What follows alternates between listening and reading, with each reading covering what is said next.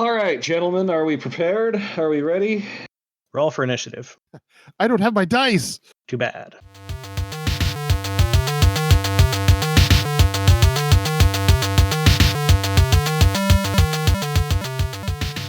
And there was some music. Hello, Internet, and welcome to another episode of Geek Fanthology. I am your host, Neil Cordray, and I'm joined this week by... The one true Ben. And... Mike? And today we are going to talk about game mastery, dungeon mastery, storytelling, being the marshal, take your pick. Being the judge, lore mastering, etc. All the things. I don't know what systems are being the judge in lore mastering.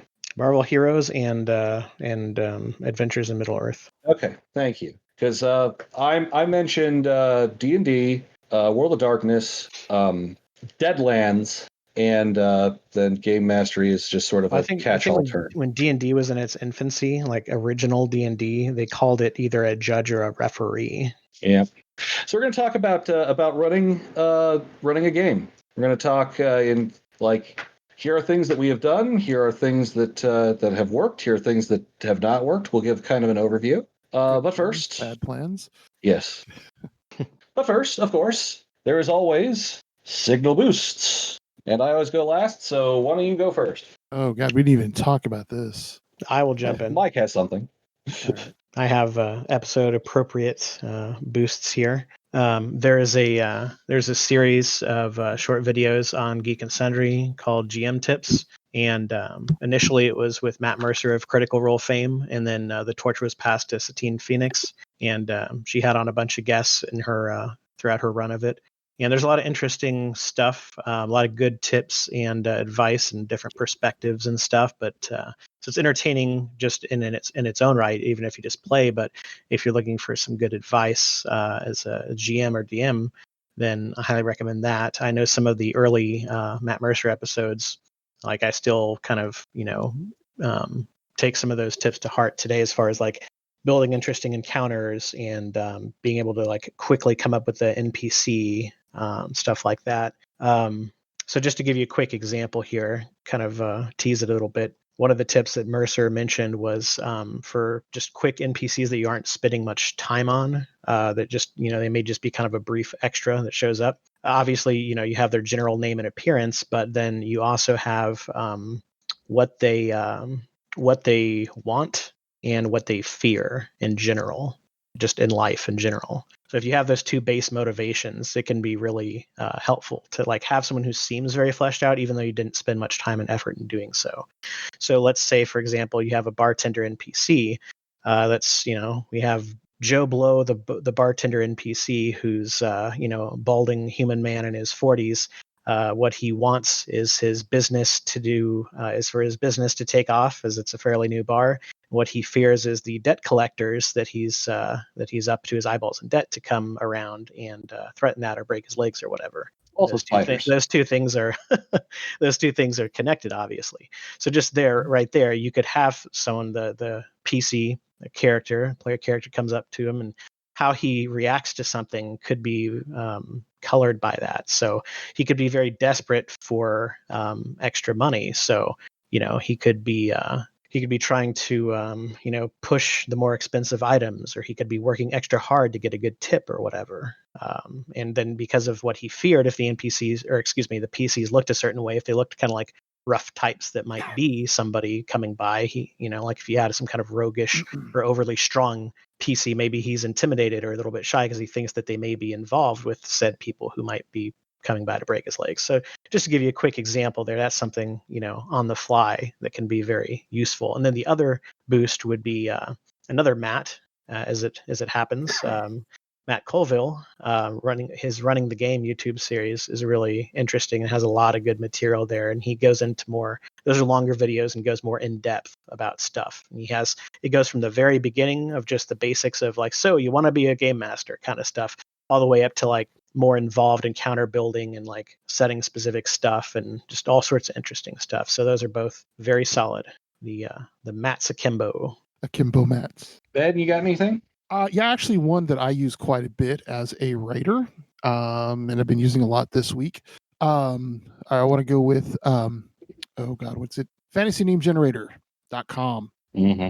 All kinds of good stuff there, including stuff you would not even think of. I mean, you've got bars, things like that, bar names, wizard names, and real Not life. fantasynamegenerator.com. It's fantasynamegenerators.com. I just go with my link. I just start typing fantasy. Fantasynamegenerator.com is apparently a domain that we could buy. Ha ha ha ha ha. Oh, that reminds me. Another quick shout out. There's a pay what you want PDF on dmsguild.com, and that's DMS Guild, just to clarify the address for people. That's a D&D specific site, but any kind of vaguely fantasy thing could use the names that are in this doc, in this book. Well, it's not really a book, it's just a little, like 10-page deal or whatever, but basically it's over 1,000 names that sound vaguely fantasy-esque that you can use in your D&D Pathfinder type games, and then it has a section there at the end for not just people names, but like inns and casinos and ship names and stuff like that. And also sells a small pamphlet of 10 names that you can pick up off the fly. Yes, I have my 10 name list. I sure do. That you can purchase the next time that there's a con in 2030. And that's something I always recommend for GMs, is to always have a little short list of a first name and a last name that's a male name, and a first name and a last name that's a female name. Now, obviously, some names they're gonna be like Kelly or whatever, like their names that could be man or woman, but just to have all that sheer amount of names and you can mix and match. Just having that is so useful, because it's something that will never not happen when you have an NPC just suddenly get interacted with, and you're like, oh shit, I don't have a name for that person. Yeah, here's his name. So many names during my session one of Hunter this last Monday, because I pulled the entire session completely out of my ass. But it's fun. My big signal boost for this this episode is myself. I have begun streaming my video game playing experiences at twitch.tv/ringitonblue. Please come and give my channel a follow, even if you aren't even if I don't seem to be playing games that you enjoy. A follow would really help, just by helping to build the algorithm, kind of like how we keep begging you to like and subscribe on YouTube and rate us on iTunes and Spotify and all those things. Even if you listen regularly, you can suggest games that he should try. Yeah. He's not currently playing stuff that you're interested in. This is true. I have been playing a lot of Path of Exile on there. I've also been playing some Enter the Gungeon. I fully intend to stream Cyberpunk 2077 when it comes out. Which CD Projekt, I do have a little bit of actual news. CD Projekt Red has released the official system requirements for the game finally. And my game has my rig has the recommended system regs. So I am happy. I was a little worried, honestly, because the Witcher, the Witcher games, they had some ridiculous system recs. And so the fact that my computer is good enough to run another CD Projekt Red game that honestly looks more graphically intensive than, say, The Witcher 3. I just think that's a great metric for your system. It's like, can it run the latest CD Projekt Red game well? That's the that's the main criteria. Well, do you remember the game that was the benchmark game for the longest time? Crysis. That's right. Mm-hmm. Does it run Crysis? And they remastered Crysis recently, so now there's the question of, can it run Crysis remastered? Redux. Deja vu all over again. But yeah, my signal boost is myself. Tell me that you found me thanks to my podcast. Because I always introduce myself. Anywhere that you find anyone that we recommend to you, please let them know we sent you, because that helps us to guerrilla market. because we've been needing to market those gorillas. Yeah, I've got a bunch of them in my back closet, and they just I just can't move them. I know nobody wants apes. You can get rid of, but gorillas, no, not a bit. Yeah. Sometimes you just can't get rid of a gorilla. That reminds me. Can you see do you see my the icon that I have for my Oh yeah, your Discord avatar. Yeah, my Discord avatar It's a great mashup. I love it. Is that Batman holding a bomb over Heath Ledger Joker's head. Awesome. All right, so game/story mastery. Don't forget the spoiler of the fortnight. Oh yes, the spoiler. Well, obviously, rocks fall. Everybody dies. Wah, wah, wah. I still have this meme story idea in my head of like a one-off where everybody's playing paladins and they have to kill a celestial good-aligned griffin at some point, or not griffin, but rock. So I can say rock dies, everybody falls. That's fantastic. It's terrible. Yeah, but I it's know it terrible. is. It's good. It's a horrible pun, but it's fun. It's a fun, terrible pun. Sniffles. So, GMing our styles. Yep.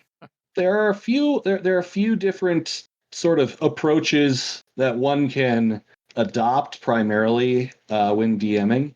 Now, the best thing you can do is really find a happy balance. But the three primary styles that I can think of, and chime in other guys if you can think of anything else, is essentially heavy hardcore planning. Like you got everything plotted out from beat to beat. Outlining, so you've got general ideas of what you want to have happen, and you've got pantsing it, which is just kind of just making shit up as you go. See, I would argue that no matter whether you take the planning approach or the outlining approach, that you're going to have a good amount of pantsing it along the fact that's just part of the gig.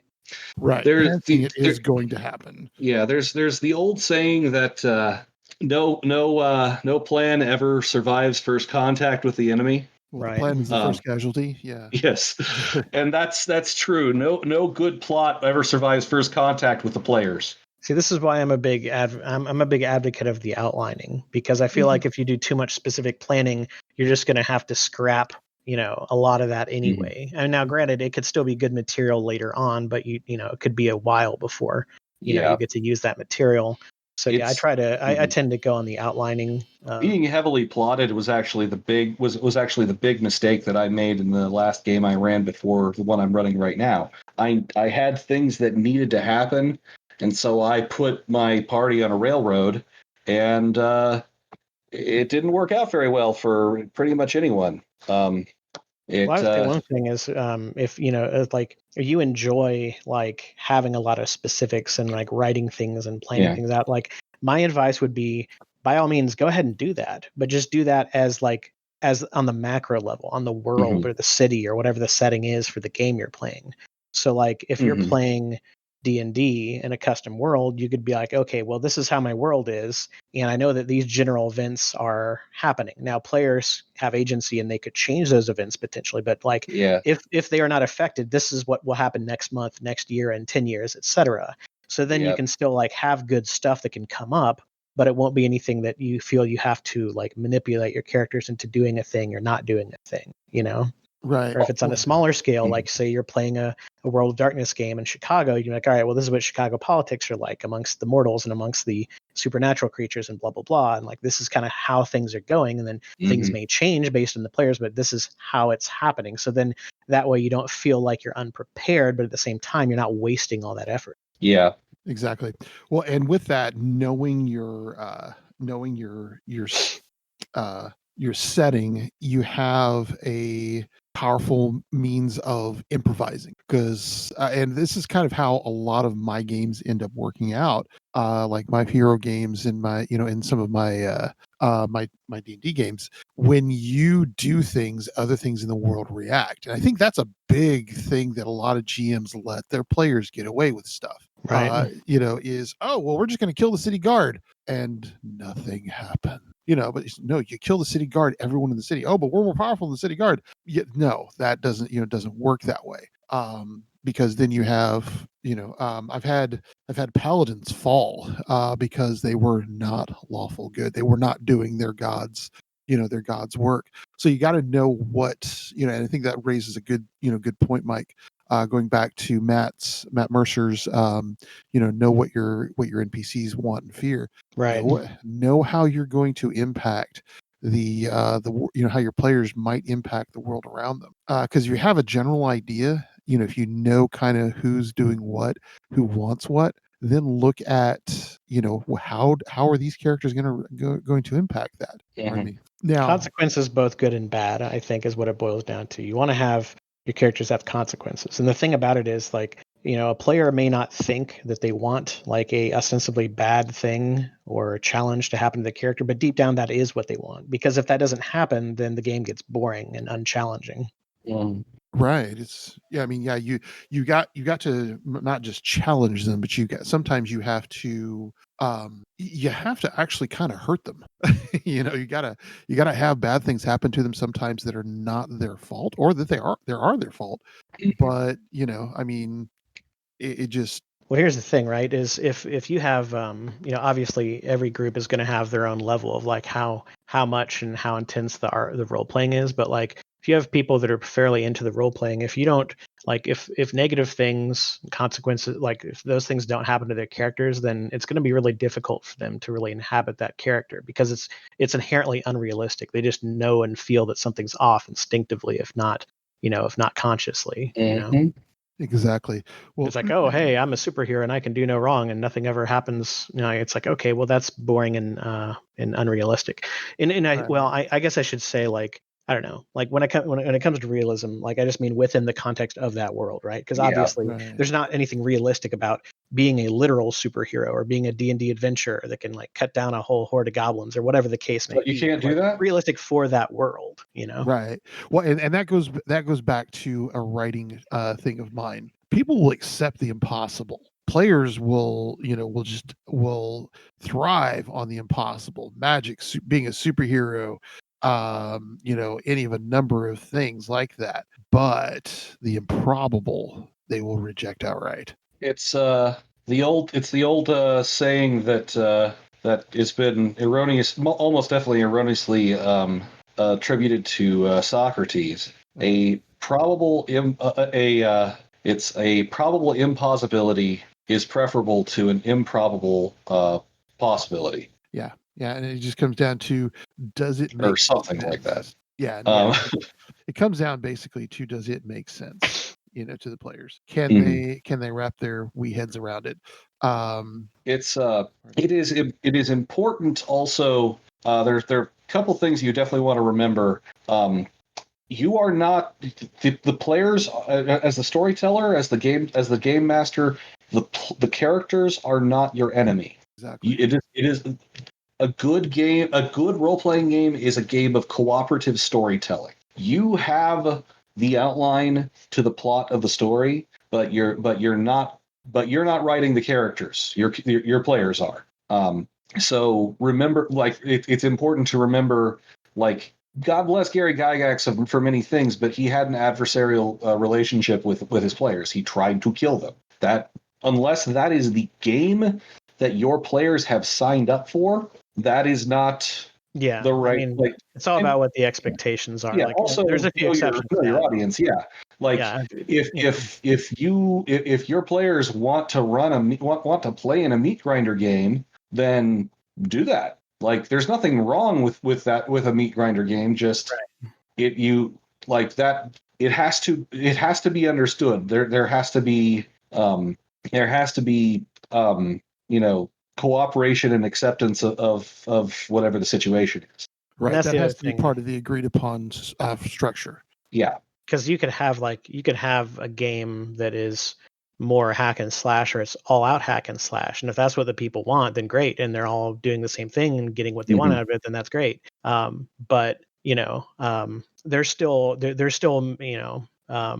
many important things as far as game mastering goes for that as well. It's not just all about the role playing side of things. So, like, for example, if you are doing a heavily combat-based game, then first of all, you better know the rules inside and out, because you're going to be referencing them constantly, and Oh yes, indeed. you don't want combat to get bogged down because people have to look things up, or you have to look things up, or whatever. Now, granted, some of that falls on the players; they need to know their abilities and know their characters and everything. But like, as far as like, the final word on everything, regardless of the type of game, falls on the GM. So you're going to have to either, ideally know the rule, or at the very least make a quick ruling and then look it up later and keep the game moving. That's one of the most core tips that I stress to everyone is make a call, be fair as you can, keep it moving, worry about it later. Don't get bogged down, because then everyone, the majority of people may not necessarily care what the rule is. They're just there having fun. And then you have to stop everything and like waste 5 minutes or whatever it is figuring out the thing, when most people would just be fine just coming up with whatever your ruling is on the fly and then worrying about that later. Right. And as the GM, you can always make you can always drop a reason for the ruling later. You come up with, because that's a good way to come up with story hooks too. It's like, oh, because this thing happened, unintended consequences, always nice. Right. And that would be another quick just tip off the top of my head is, if you, even if it's something that's born out of a mistake, like you made the wrong call on something or misremembered a detail, as a GM, you can turn that into something later. You can be like, okay, well, I'll just tweak this, and then that'll make this kind of turn out. And in many of the cases, the players, assuming you have a decent poker face or whatever, the players will never know you fucked up. They just won't know. And it can actually turn into something interesting later, like that's the thing is like, don't beat yourself up if you make a mistake, because it's not really if you make a mistake, it's when you make a mistake. That's So, they just be like, all right, well, you learned from it, sure. But at the same time, be like, all right, well, because I did this, this is an opportunity to this and this. So then you just have something change. So, if you forget something about a character, get something wrong, whatever, you can just tweak that a bit and then just have it work out. That's the beauty of it is, if you're good at holding the cards close to your chest, people won't know the difference. Exactly. And truth be told, it's one of those things you can, like I said, like you mentioned, turn that into gold, into storytelling gold. It's like, oh, that's because he had this thing. Yes. Now the players want it. Maybe a character, like you played the character different than your notes said that he or she was. But then you're like, all right, well, they were acting weird because of A, B, and C, because this was going on in their life, or this had just happened, or whatever, Or they were really a Doombot. Yeah, Or this was all their plan all along. Because, and that's the thing about being the GM. You can also, the story to go in a specific direction, or if the story's stalling, you need to go in any direction whatsoever. Don't be afraid to fudge facts a little bit to move things. In one of the first games I ran under Pathfinder, I did not know. I got caught by surprise by my players, because they, here I am, the first time I've run Pathfinder, and they have all these, ins and outs of the rules. So they learned pretty quickly. Yes, I will sometimes fudge the rules. Now, if I fudge a rule so that you can't use your power to simply cleave the big bad guy in half with one blow of your mighty sword, there's going to be a trade-off. And that's the thing as a GM, I think we have to understand too. Sometimes things aren't going to work out for the players, and sometimes you got to go, all right, I'm going to do this thing because it needs to happen to balance a game. I'm going to offer inspiration, or or this other thing happens because of that. You balance it, but don't. And this is another thing that as a GM, I've learned. Don't be afraid to sometimes let the players get screwed, or screw the players on their behalf, because weirdly enough, when you do it right, if you do it without, haha, I'm the GM, more along the lines of, this is the thing that your character has secretly feared, they love you for it. Well, the holy grail of it is when you can tie it to specific actions or words that the characters did or uttered. Exactly. Like with Ronan running Marvel Heroes, and like having the various character backstories come up and bite them on the ass. You wouldn't know anything about that, or things that they had to do with it. Yeah, I mean, like Wookiee had that character who had a background with the mob, and then that just kept being a thing. Exactly. Well, and see, this is one of the reasons why I'd love to have Ronan here sometime when we do one of these, because my God, the man has tricks. I've learned a lot of my stuff from him. So I wanted to kind of see about going into something a little different with this. Some of my GMing tips. If I had a pet peeve, 5-minute thing that I could, that I would recommend. I don't know if we're there yet, or you know. No, I've barely been in this episode, so just keep doing what you're doing, guys. I'm fine with this. Okay, so this is something I learned from Ronan, in terms of how to start a game. I try not to go, all right, you are here doing this very specific thing. It's one of my pet peeves from certain GMs.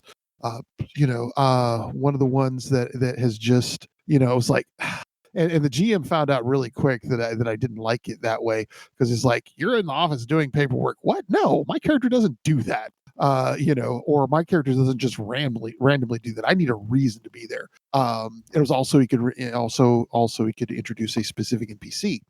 I will start a lot of games and I think both of you have seen me do this, is, it's X time of day on a Tuesday. Where would your character be? What would they be doing at this time on this day?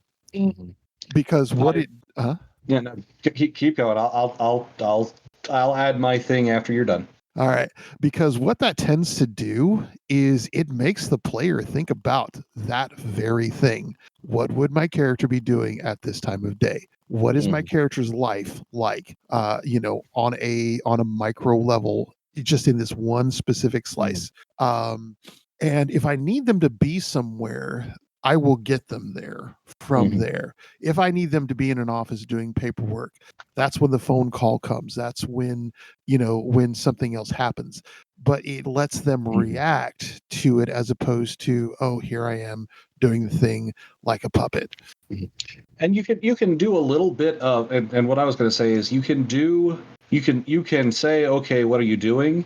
But you can also set a scene. Like, this is something that I did. I just ran session 1 of my World of Darkness Hunter the Vigil game on Monday. Okay. And so I'm going to be pulling a little bit from that. And what I did was, I had all my players write me a small backstory. So they knew what about their characters, and I knew about them because I got to read it. So I set up a situation where all of their characters would naturally be in the same general area, which in this case was a college campus during a campus-wide party. But aside from that, I said, okay, starting with you, where are you for this party and what are you doing? And then I went on to the next person and the next person.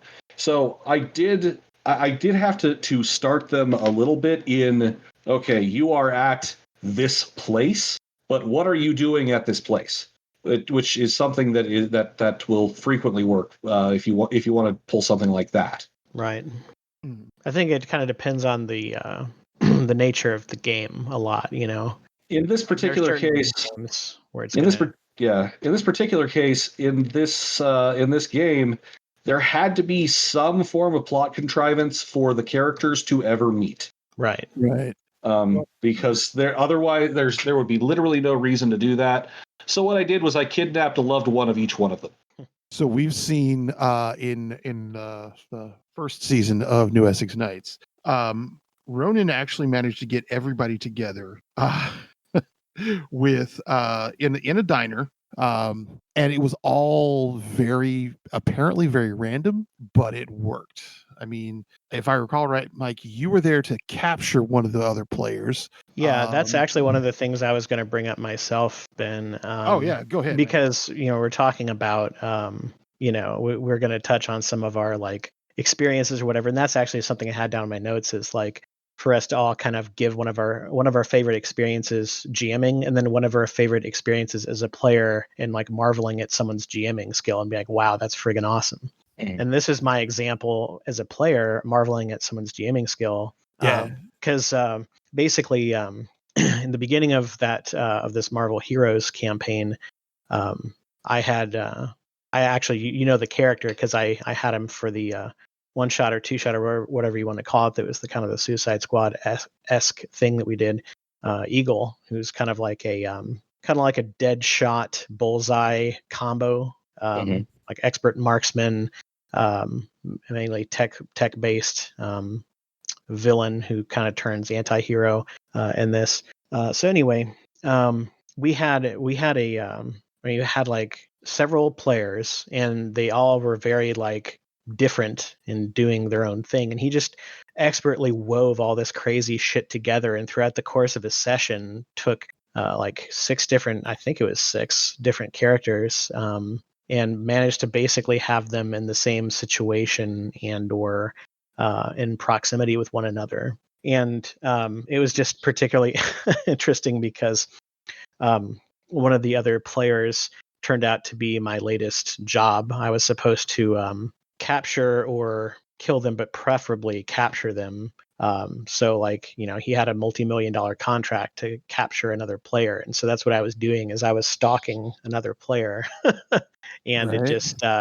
it just really was amazing how it all kind of came together. And that's another thing too, is another thing that's important to keep in mind as a GM is being able to balance different players as far as like making sure everyone has their turn in the spotlight, and not spending too much time on a particular character over another, especially if you have a situation like that where the party or group is whatever is split up due to circumstances or due to it being the very beginning of a campaign. That was a pitfall that I wanted to mention, because it's one that I have fallen into, which is playing favorites, or even worse, having a player or character that you specifically dislike. That is something you badly need to avoid, and try to recognize if it is something you are doing. Yeah, that is a tough one to get past too. I think a lot of it comes down to just communication between like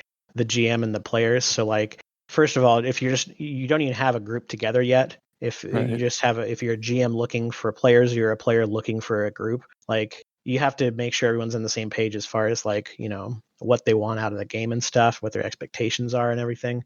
And then when you are together, like, and you're starting a game, you want to have people like give feedback to you as a GM, and like just kind of have some basically have open communication and be able to kind of like tweak things as they go, because you may have a game that's like people are having fun and there's nothing wrong with it, but like it could be better. And if people don't really speak up or like solicit the feedback on the other end of things, then it's a lot of missed opportunity. Because if someone was like, oh, okay, I didn't realize that like my players wanted to like do more exploration in the game or whatever, or I didn't realize they wanted to be more involved in like the intricate political stuff or whatever. I didn't know that they hadn't had a fight in a while, so they're bored and they wanted a cool fight. Like if you don't get the specific feedback, it's hard to know like where to go with your campaign. And that's the thing, is you may have something in mind, but like at the end of the day, you want it to be within reason. You want it to be whatever it is your players want it to be, like you don't have to compromise your vision for the world or whatever, but like the style, like how you tell that story, it could be the same story, but how you tell the story is the thing, so you want to make sure you're on the same page with players. Yeah. And sometimes your players will tell you in the middle of the game, because sometimes if you do it right, they will end up going in directions even they didn't anticipate. Right. So along those lines, I think one of I have two very memorable stories along those lines where I was marveling at at a GME, or it was a GME experience, and I ended up marveling at my players. Both of them were in the same campaign, and Wookie was in this one, as was Becca. The first was the Heroes of Longbow Dale, where I throw them into this beleaguered town that is, I just blew up a kingdom, and they're coming into this town and they're seeing these refugees, and they've just been fighting monsters are new to the world, and one of them actually ends up getting cursed to become like one of the monsters. But they get into this town, And I'm just setting flavor. It's like they're wounded, there are people, they're trying to take care of them, and suddenly the party goes into full on "we must rescue the town" mode.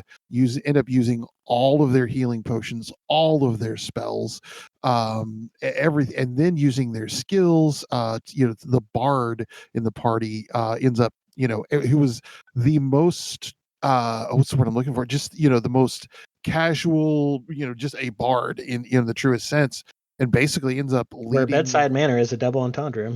exactly, but ends up leading all of the troubadours from from this caravan of road people throughout the town, playing until his fingers bleed.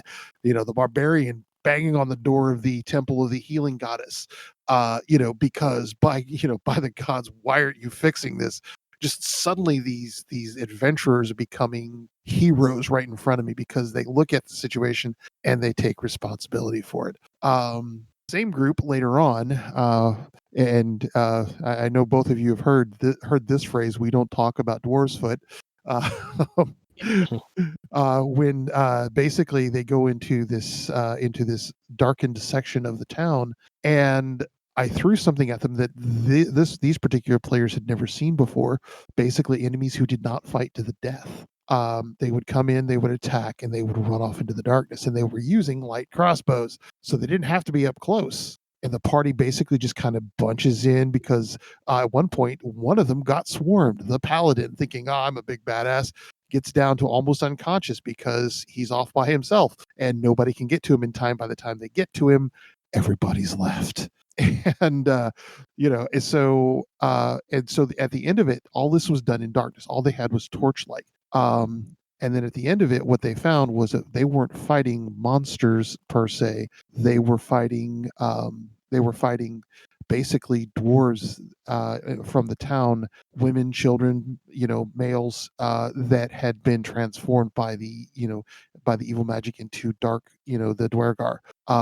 And they role played having a phobia of darkness. I did not have to make them roll it. The players themselves had their characters role play. They would not be in any place dark. One of them would always, basically was constantly casting a light spell.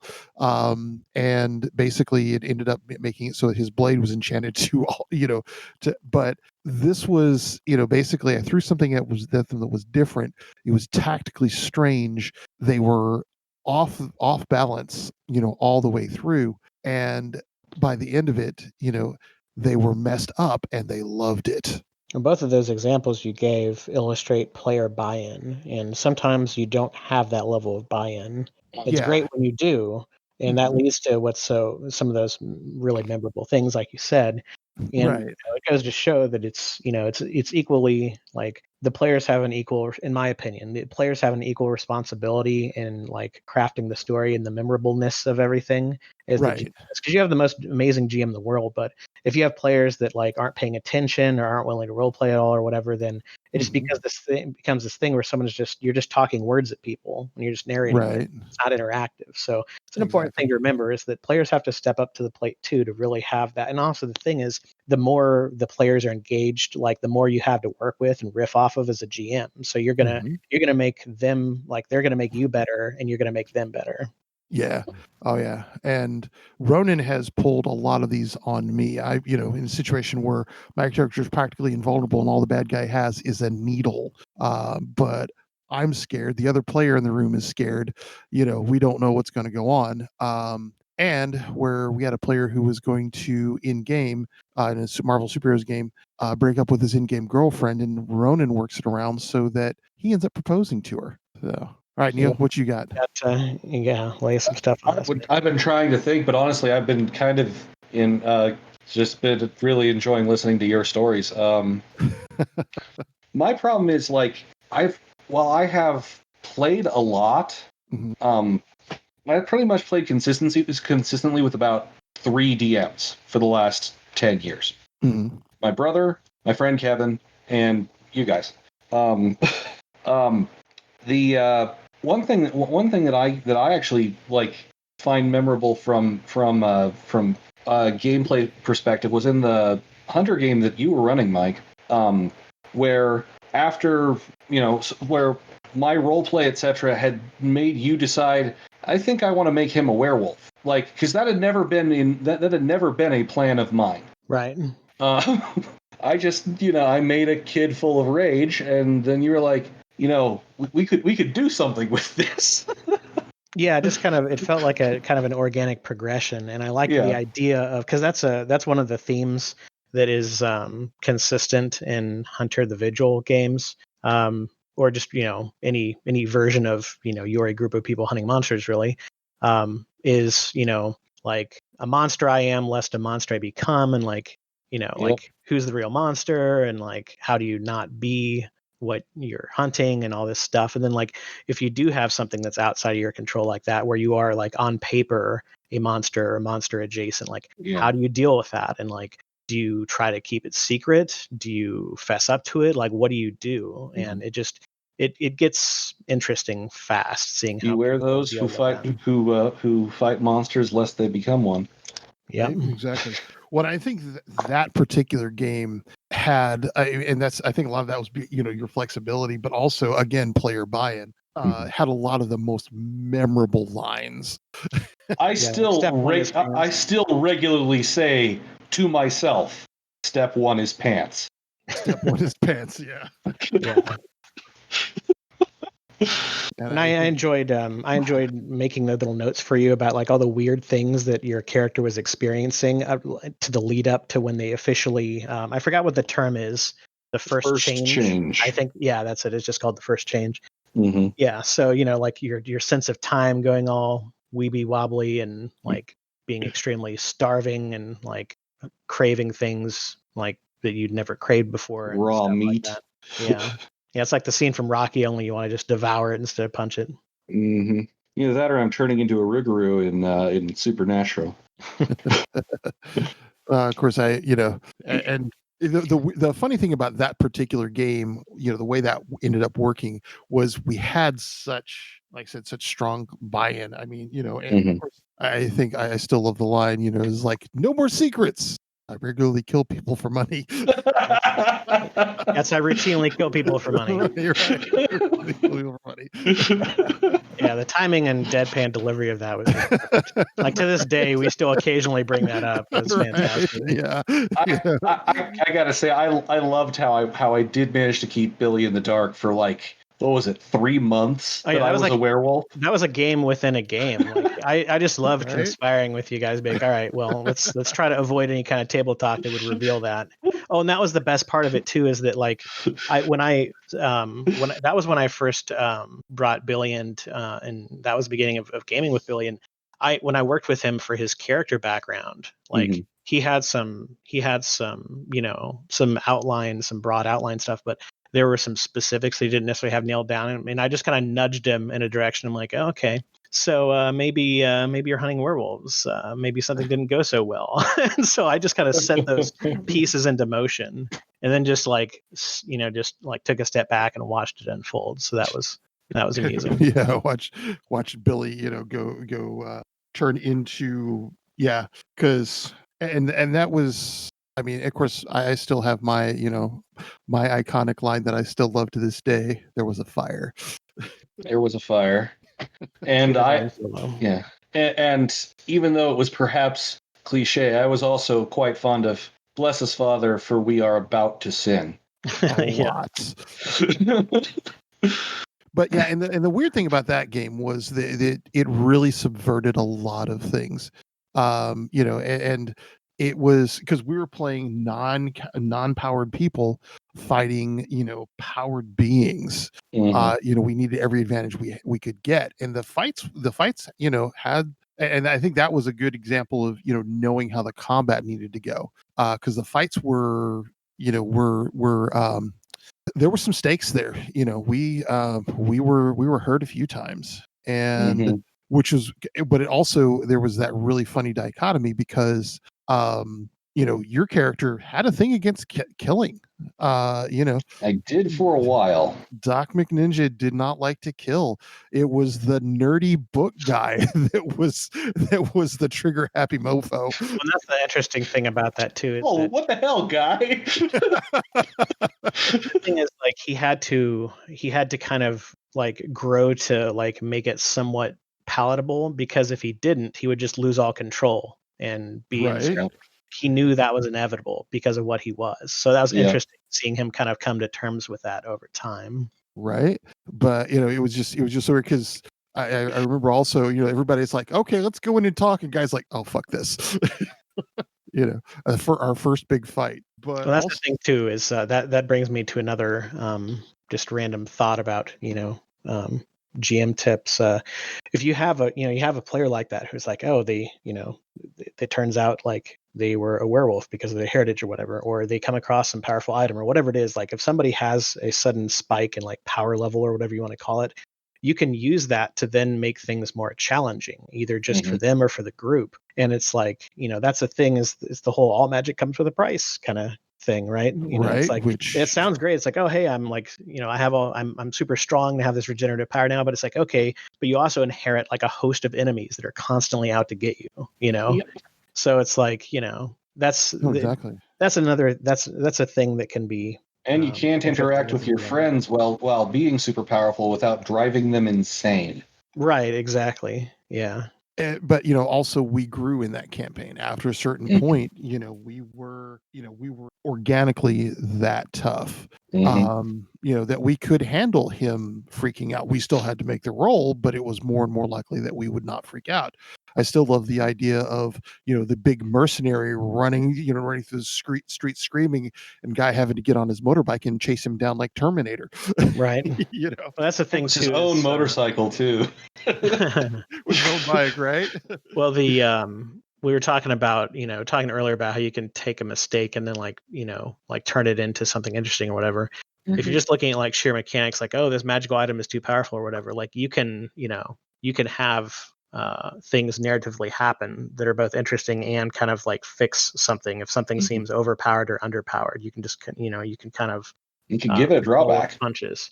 Yeah, there can be a drawback that, or a curse or whatever, that you didn't realize at first, or if something isn't quite powerful enough, then maybe it like awakens or whatever after it's been used enough, or some event happens or whatever. So you can kind of like tie in the narrative and the mechanical stuff as needed. And that's the thing, is like, it's important to remember, like, the narrative can help the mechanics and the mechanics can help the narrative. Like, don't get too stuck on them being separate things or being like, boxed in. Like, just try to, view it as kind of a playground for you to adjust as needed.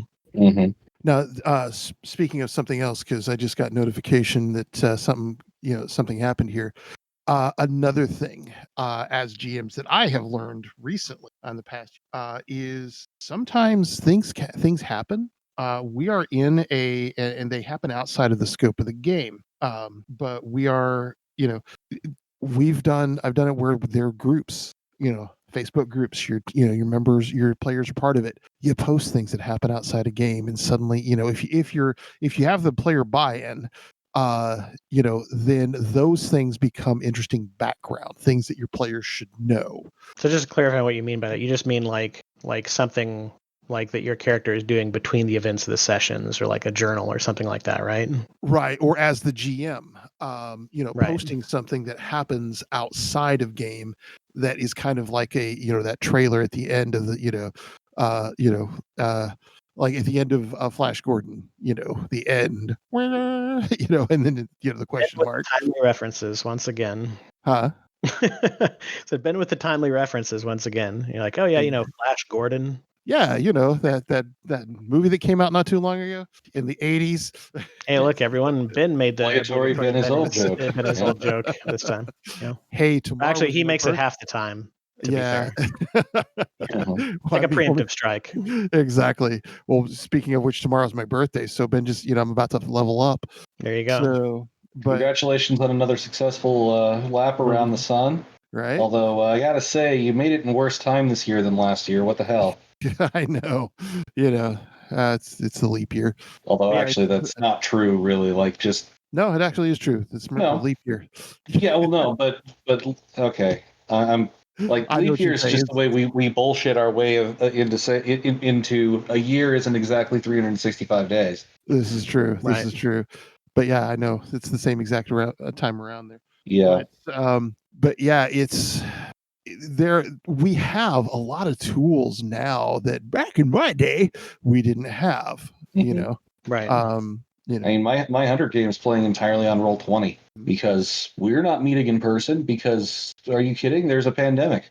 Right. But I would say with the tools and tech and whatnot, like I wouldn't do a thing just to do a thing, but like right. at the same time, there's all sorts of tools that can be super useful. Like for Mhm. example, when I run D&D, I use Kobold Fight Club, and that thing is a godsend. Like it's an encounter builder that does a lot of basically it does all the mathing for you, and it has a great like list of stuff that you can filter. So yeah, like I have the books, but it's a lot faster than like thumbing through the books and like using these physical markers or whatever, I mean, I'll still use the actual books, but like when I'm doing the initial encounter, then I've got all the references right there, the page numbers, it calculates the CR stuff. Like Right. it takes a lot of the crunch out of the prep where I can spend that time doing something else. So like, Right.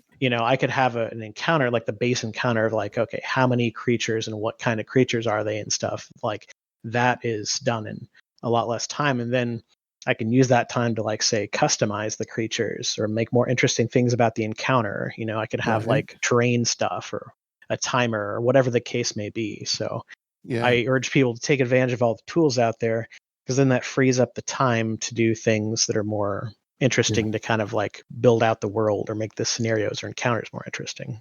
Exactly. So as a GM, especially for hero games and D&D games, I've learned a real nifty trick to start with.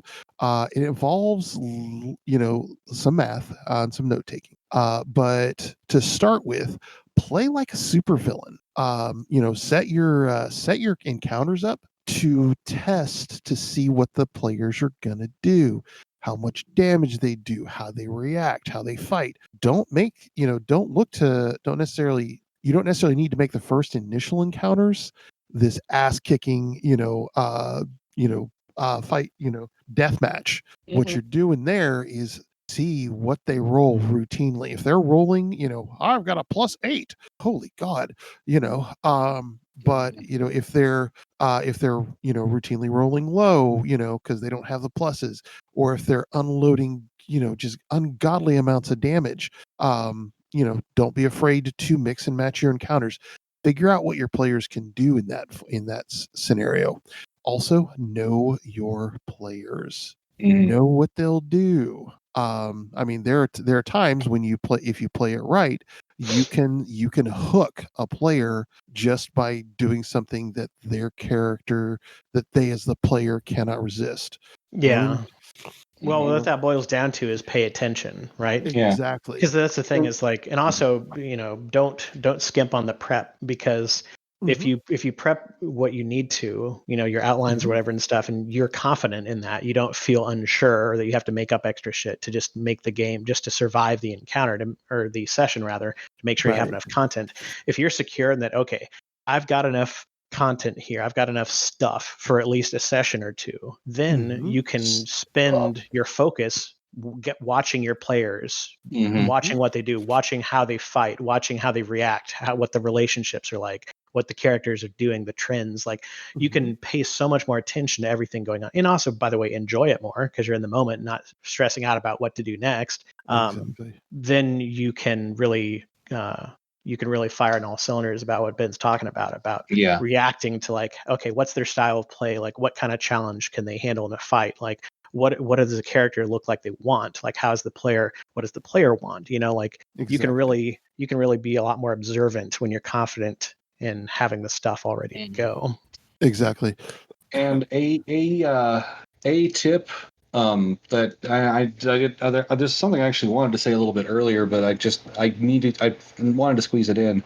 If you find that your players are getting too far afield of your story, like if they've spent if they've spent 3 sessions trying to investigate this thing that you really didn't plan on the investigation on, there are 2 things you can do. One is just change your story so it's about that. But if that's not something that will work for your situation, there's a piece of advice that I was given a long time ago, which goes like this: steal someone's boots. Because if you invade the sanctity of your players, they will move heaven and earth to get back at whoever did the thing. Right. Um, Yeah, that's a good point. Yeah. So if you really need them to stop doing this thing so that the story can progress, and you can't just make the story about the thing they're doing, just steal their boots. Well, and that's what's funny is that 9 times out of 10 they'll thank you for it, because then it'll lead to some amusing story like, hey, remember when we burst into town and confronted that asshole that stole, player A's boots, and we all had a good laugh at the tavern. Like, it'll be a thing, and it'll be like often a bonding experience for the party. Yep. Also, another way to approach that, if they're going far afield and they're following up on this one thing and following up on this one thing, make that one thing lead back to your story. Oh, absolutely. Yes. Oldest trick in the book. It's like, oh, and looky here, I mean, look at the things that your players want. I want a Holy Avenger. Guess what? Guess where the Holy Avenger is. Now there's another trick I've pulled as a GM when I was just really realistic. I have no time to prepare. Like when I was in the middle of moving here not too long ago. Make the encounter something that the players have to figure out. I did this to my new fall game. Where basically it's like, okay, you guys have to figure out what your what your tryouts are like. What are you doing? How is that going? And if you have your players buying in by this point, don't start a game that way. But if you have your players buying in at that point, that was some of the best stuff that we had. Yeah, it was a lot of fun. And that's the thing too, is that it's important to remember that, as I mentioned, about the players being responsible for the game as well, is that the players, if as long as you have the setting, as long as you have the premise there, as long as you have the general boundaries of the world and the rules, then the players are going to create a lot of the content for you. Like, in a way, you're just kind of going to be refining what the players are doing.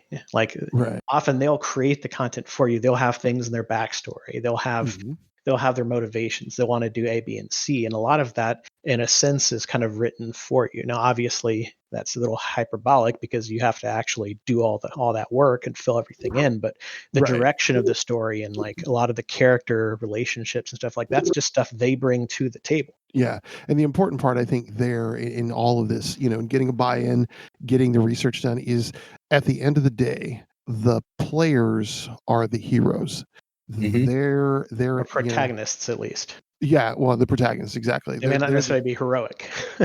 Well, in their story, they're the heroes. That's the important part. Well, everyone's the hero of their own story. Exactly. So yeah, they have to make an impact on the world. They have to have this, this presence that, and I think that's been a problem in a lot of the games that I've run into is, suddenly, you're following along with another story that's happening. That's a trap that a lot of early Star Wars games I was in fell into. You were following along the original trilogy. Sorry. Right. A lot of Marvel games run into that problem. A lot of Marvel superheroes games run into that problem because you're playing the Avengers or this, that, and the other, which is why I like, New Essex and New Fall the way we've made them, because they're the heroes. The players are literally the heroes of those cities. Yeah, that's another thing I would throw out there is, even if you're playing like an adventure path or module, whatever the pre-done thing is, and you're playing in an official setting, just remember that everything is supposed to be player centric, and that they should be shaping the world, instead of just being pulled along to be a supporting role in some other story. And It doesn't necessarily mean that there has to be some cataclysmic thing. It doesn't necessarily mean they have to save the world TM. Like you could have a small scale campaign. Like Hunter is a great example of that, because Hunter can range from anything from like a small group that like, meets behind a church every other week or whatever to like investigate potential monsters in their community, in their city, or even their neighborhood, all the way up to like some global conspiracy of crazy shit with like government agencies and stuff and everything in between. So you can shape the world, as it were, without shaping the entire world. Exactly. So just basically make sure they have agency, that they feel like they have an impact, and basically just encourage player interactivity whenever possible. It's just one of the main, and I think that's one of the things that Mercer talked about in his early videos. And I think that's just a fundamental thing that translates to any type of game or system or setting. Yeah, exactly. And I think that's the, and for me, that's why, I mean, Neil, you and Mike have both played in Shirin or Eroth, and the thing about that is that, if you're creating your own world, which is a lot of work, let me tell you, Yeah.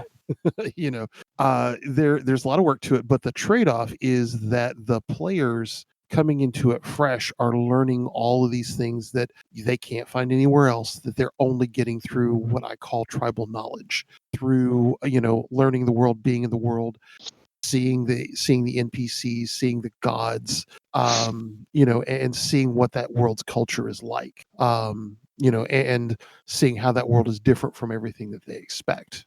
Yeah, and that's a good thing about the custom settings, especially if you have someone who is interested in playing, but they don't necessarily know anything about that game system or even a particular setting within a game system, and then they can just go into it. And I mean, that's a perfect example. Is my character in that campaign was literally transported via Oblivion Gate from the world of the Elder Scrolls, from Tamriel to Eroth. So the player didn't know anything about Eroth yet, and the character literally knew nothing because he just showed up. So it worked out perfectly. Exactly. Yep. And ends up he's the one remaining character from that first campaign. But yeah, and I think that's the thing I love about I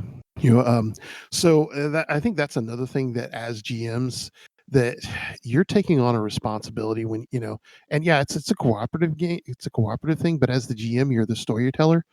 One of the things that falls under, to me as a GM, my responsibility is to know things in that make the world different, that make the world unique, to make the world fun, a fun place for your players to walk around in, to make the adventures cool to them, to make the adventures, give them stakes in it, as far as that goes. And but also to let the players develop their interests. I can't tell you, like in the first game, there were characters who just fell in love with the idea of the dwarves because they weren't there, and they wanted to find them, find out what happened to them. I had to learn Dwarvish. I'm sorry? I had to learn Dwarvish. Exactly. A language that had not been spoken for 700 years. And just I think that's the thing, is that if you make your world unique enough, and for me, I say learn a little bit of in-depth medieval history. If you're running a D&D game, you might find something that you go, oh, that's so cool. Yeah, they do this on my world. Well, that's another thing too. Another boilerplate piece of advice to give to GMs, or whether they be rookie or experienced, is steal all the things. Steal big. Repurpose. Be inspired. Let books and TV shows and movies and whatever it is, let that inspire potential things. And of course, you can change those things. It's not like you're just lifting things wholesale, but those examples, those ideas, those can be great ways to come up with the beginning of a really interesting, unique story. And the reason I brought up Supernatural earlier is because I started rewatching it because I'm running a hunter game. Oh yeah, it's perfect fodder. Exactly. Because I'm not going to use everything. Heck, I might not use anything, but just it's so pretty much like it's as close as you can get to a televised version of someone of just people Of a Hunger playing that game. Well, a great example of that is the road trip, right? If you have a thing where it's like, okay, they're going on the road to like, track down something or research something, it's like that whole show is basically one giant road trip for at least several of the seasons. Mm-hmm. Right, exactly. And for me, I was a medieval history major, so that's why there was so much different about. Didn't they just call it history back then? Now we call it medieval history, but but that was why you guys ran into certain things that were different. At first you didn't run into taverns, did you? Nope. Right. You ran into ale houses. Someone had brewed ale, which is a historical thing. There were no forks in that world because, well, those were an Amberian thing. Those, those pansies. Forks, knives, man. The knives and spoons, man. So it's just those little interesting flares, just little details that can make a world fun. But yeah. So as a for instance, I ran an entire campaign based on 3 or 4 old modules that I completely repurposed to my world. And I used White Plume Mountain and Against the Giants as my whole campaign fodder throughout the entire thing, and actually had it to the point where players had sentient weapons that they willingly gave up. Yep. At one point, because that was part of what they had to do. Of course, if you know your players, you can also get them to willingly hold on to the shard.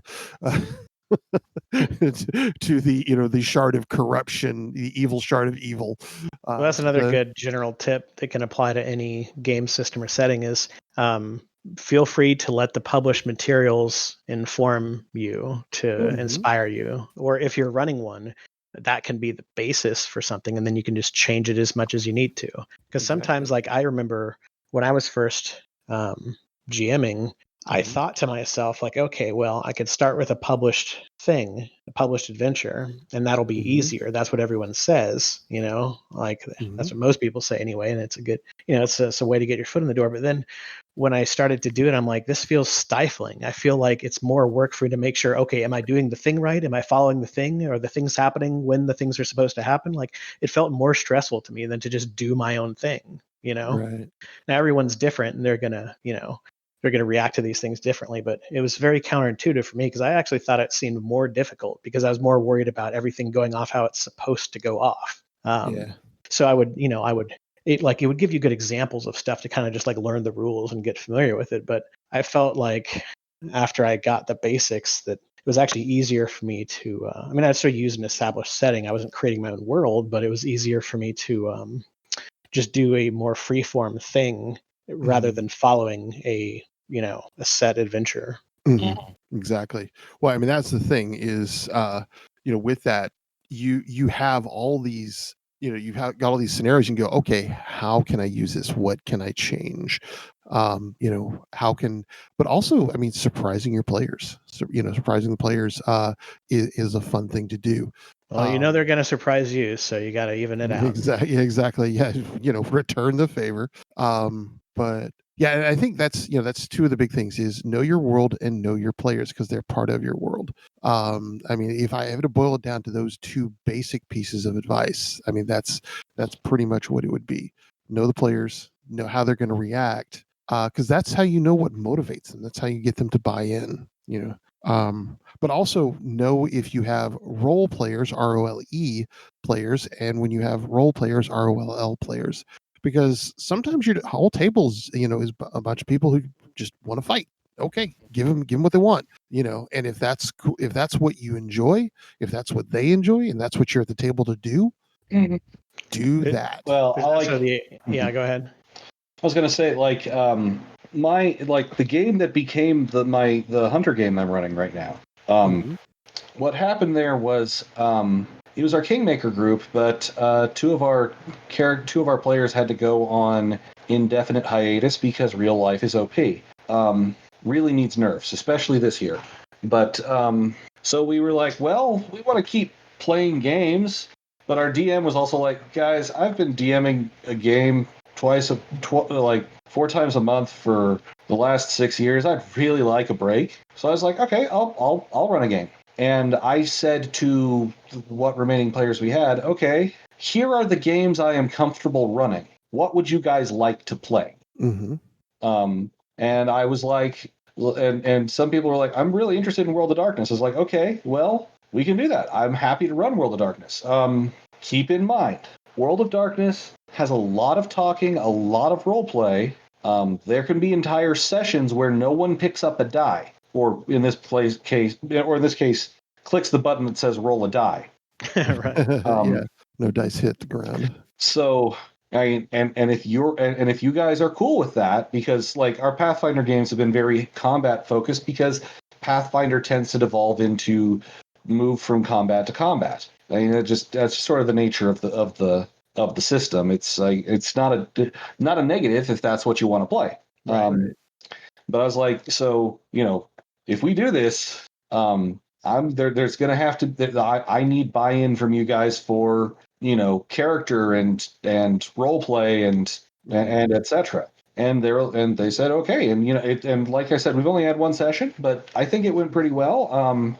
This is why player and GM expectations are so important. Like this is a perfect example of what we were talking about earlier about setting the boundaries and setting the expectations, everyone agreeing to try a thing. And they had choices too. Like I was like, I could just run more Pathfinder. I did say I would prefer to not run Pathfinder because I'm starting to get burnt out on Pathfinder and D&D in general, because it's all I've been playing for a long time. I was like, I can run Pathfinder, or I can run Deadlands, because I backed Deadlands, and by the way, I'm really looking forward to getting the physical stuff on that Deadlands Kickstarter.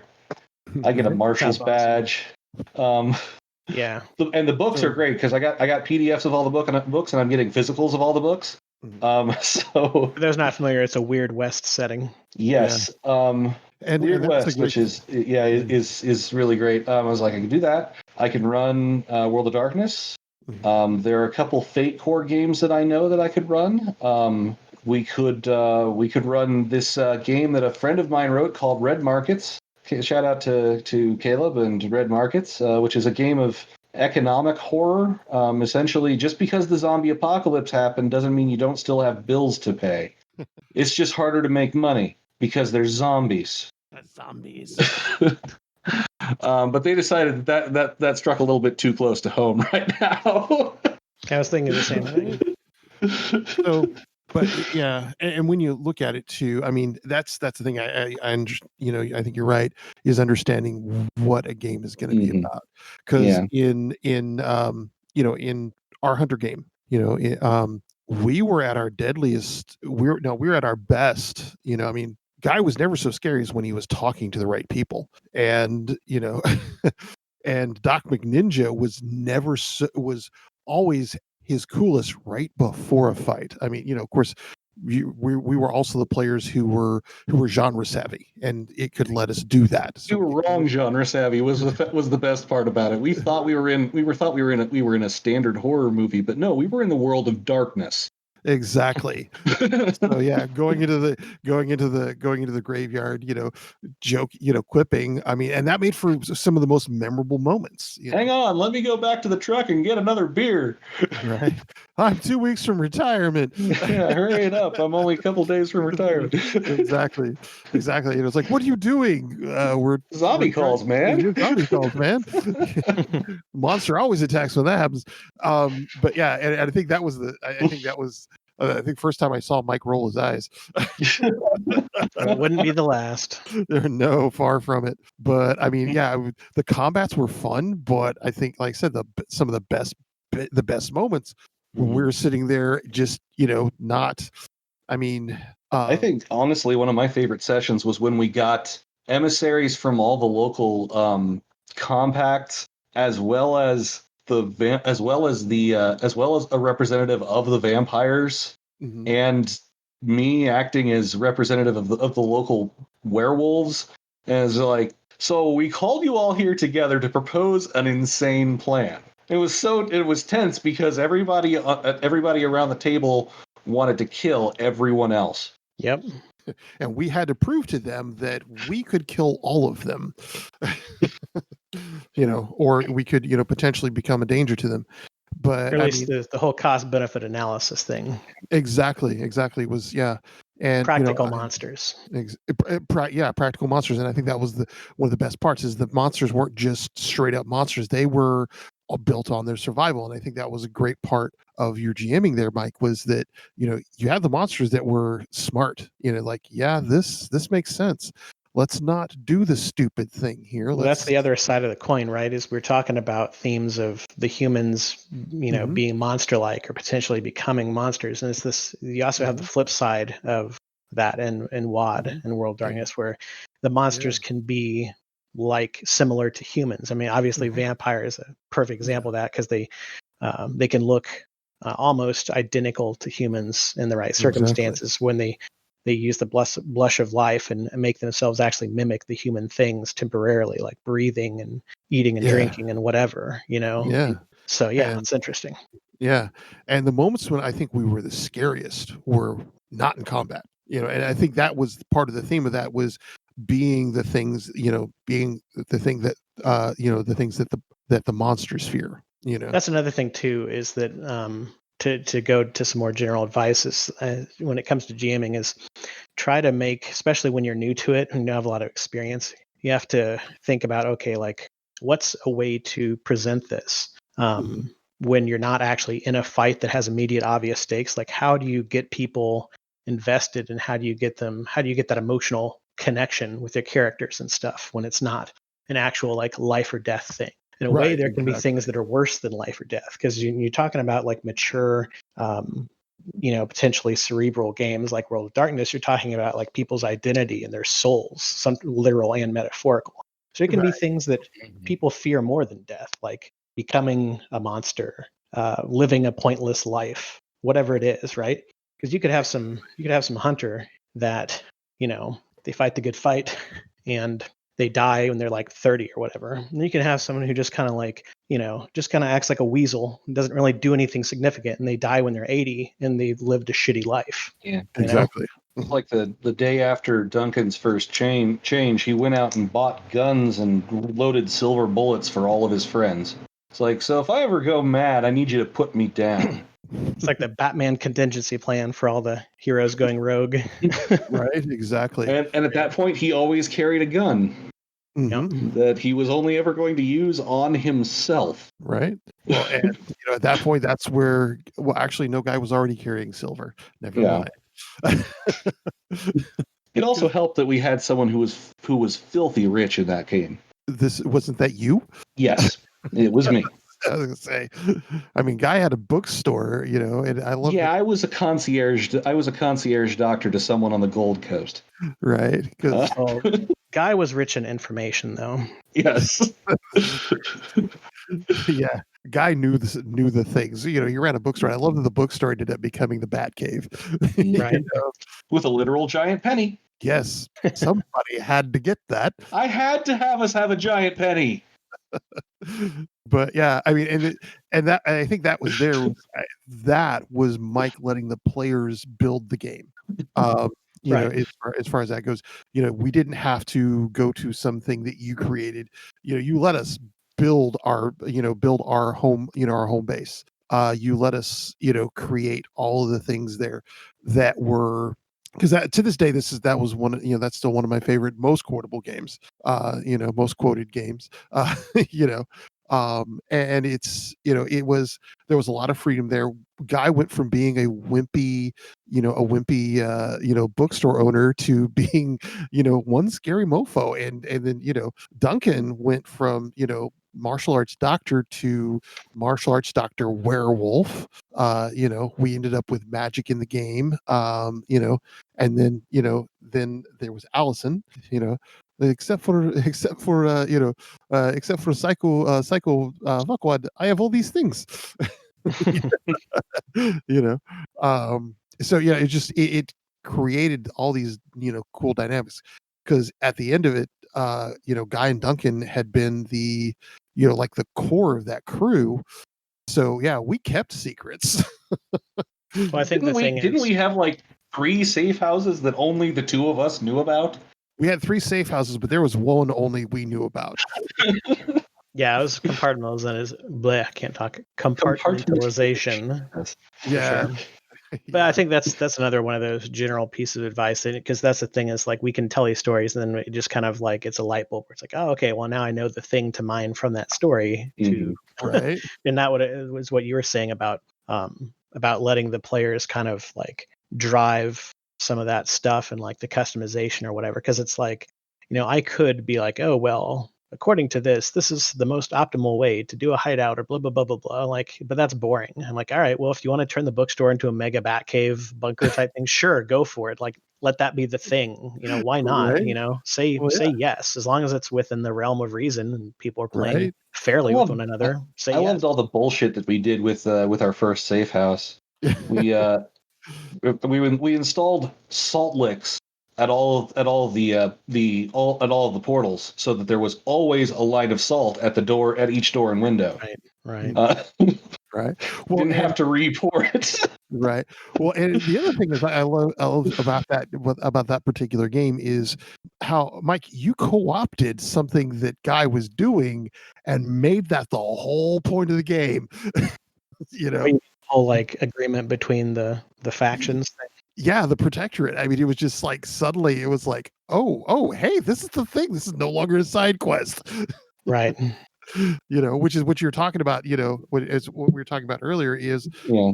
if the players are on this thing, just take it, use it, Yeah. have fun with it. And if your game is open, and then like I think one of the things that actually allowed you to do that was that I could be wrong, but it didn't seem like you really had like an end point in mind. It was okay, here's the open-ended sandbox, go play. Right. You're 100% correct. And that's one of the things that always bothered me about old school Vampire the Masquerade was it's like, oh, hey, you can live forever. Oh, but, Gehenna's going to happen in like 10 years or less. So GG. And I'm like, wait, what? No, Well, that's it doesn't have to happen in 10 years or less. It well, happens. no, but that's the implication. The thing I always liked about old school Vampire the Masquerade is the constant fear of Gehenna. Right. Like I like how that's the sort of driving background tension, because even the vampires aren't getting out of that one unscathed. Yeah. Vampire Ragnarok. It doesn't ever have to happen in the game. Right. You can very plainly just ignore it. Just you can subtly drop hints at it every once in a while, just to ratchet the tension up a little bit. Mm-hmm. Exactly. Well, and that's the other thing too, is that like there's Gehenna as a metaphor where it's like, Gehenna may not really be a thing. I mean, it may never happen. It may just be a superstitious or religious type belief within kindred, within vampires. But you could have practical things that are happening for real, that are verifiable, that may as well be Gehenna. Like there's no such thing as king antediluvians. Modern technology ramping up to such a point that vampires really can't keep themselves hidden anymore, and it's only a matter of time. And that's a Gehenna by default. You're people running around with all these cell phone cameras and surveillance and instant global communication and crazy military weapons and even civilian available weapons, and it comes to a point where it's like, all right, well, this isn't torches and pitchforks and like messages by horse anymore. Like, if you're not, if you have the slightest slip up, not only will you get dusted, but everyone you've ever known will get dusted. Exactly, because the peasants are going to show up with flashlights and shotguns, and we learned how powerful a shotgun could be. Indeed. Yes, indeed. I think that also. Oh God, there was something that it brought up for me that I meant to say, and as soon as I go to say it, it completely slipped my mind. Steaks. That's the thing. It's like with like you were saying. Mine medium rare. Yeah, I prefer mine oak. So like in the Hunter game, we were based solely in Chicago. We had no concerns outside of that. And that's the game that we've continually come back to, is that, the stakes were monumental for us, but not for the rest of the world. We were having an impact in Chicago. Well, effectively, the city of Chicago in the World of Darkness was your world. So exactly. It becomes a game of semantics at that point. Exactly. But I mean, it didn't have to be world ending. It didn't have to be, Right. we didn't have to be jet setting off to Europe or anything like that. We just were, it was what was going on was there and it was important to us. And yes, and that became our world. So I mean, yeah, It's all about the player's orbit. If you're playing a D&D game, you could have some town or kingdom or whatever that could be effectively their world, even though it's not the world. Exactly. I mean, that first Eroth campaign, you're looking to protect one little hamlet, one little barony, Yep. but then it turned into something world bending. But and then in the second campaign, it turns out what it really was about was was two brothers trying to save each other and the rest of the party trying to keep them alive. you know keep them from damnation. I mean, that was really the crux of that campaign. Well, we're just about out of time. Yeah. What final thoughts do we want to get? I'm sure this will be something that we revisit and expand upon in future episodes. We could But do for an now, entire series. Yeah. We could talk about that for a bit. Yeah. I think it's worth just doubly reiterating. Make sure that you have a buy-in from your players if you're running a game, and if you are playing in a game, make sure that you have make sure that you are playing in a game that you are willing to buy into. Yeah. Like, I know a lot of this was GM based, but at the same time, from a player standpoint, Mm-hmm. you need to be like, if you're not if the game that you're playing, you're not willing to buy into it, then Mhm. you probably shouldn't be playing that game. Right. And I think for me, at the end of the day, player, GM, it doesn't matter. At the end of the day, the real test that we all have to be ready to try to pass is, did we have fun? When we get up from the table, the last dice is bounced, the minis are put away. Did we have fun? Because like Ronan and I have very different styles. Mine is very lighthearted. Ronan's is very, very fast paced and hard. intense. Intense. Yeah, very I fast. think that would be a good way to put it. Yeah, very fast paced and intense. A lot of things happening. Yours was very laid back, but still intense. And but at the end of the night, when we got up from all three games, we still had fun. And I think as a GM, that's really the end goal, is a cooperative fun. Right. Neil, do you want to go? Do you want to go next, or I've said my piece at this point. said I your think. piece? All right. Yep. All right. Then I'll have my little final thought then. I, of course, reiterate what you just said there, Ben, and that's the thing to keep in mind, especially if you're new to GMing. Is that is the core thing? Is did the players have fun, and did you have fun? Because you have to, or else you will not be a good GM. Then you succeeded, and it doesn't matter how many errors you made or whatever it is. You'll get better over time. But if everyone had fun and they want to keep doing it, then good, you're a success. Don't beat yourself up about not getting everything perfect, especially if you're just getting started. And I think a good example, and I like to use this one because this is one that we all three of us participated in together. Was when we had the like weird secret society mansion party thing towards the end of the campaign, where you guys were kind of like babysitting the prospective hunters Yes. that the Church of the Long Night was looking into. Mhm. Like that was there's either no rolls or like a few rolls the entire night, but everyone was so just like bought in and so into it that it was just ridiculously fun and interesting.